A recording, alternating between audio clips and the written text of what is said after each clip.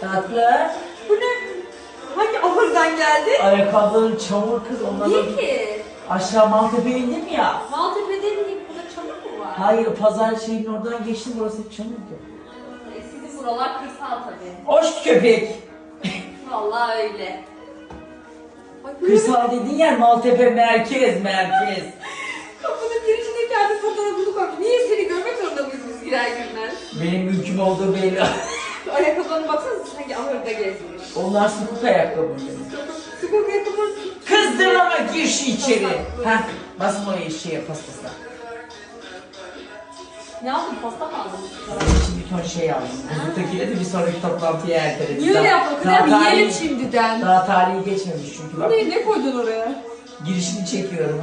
Kanıt alsın. Üf ne makyaj müfresi bitmedi.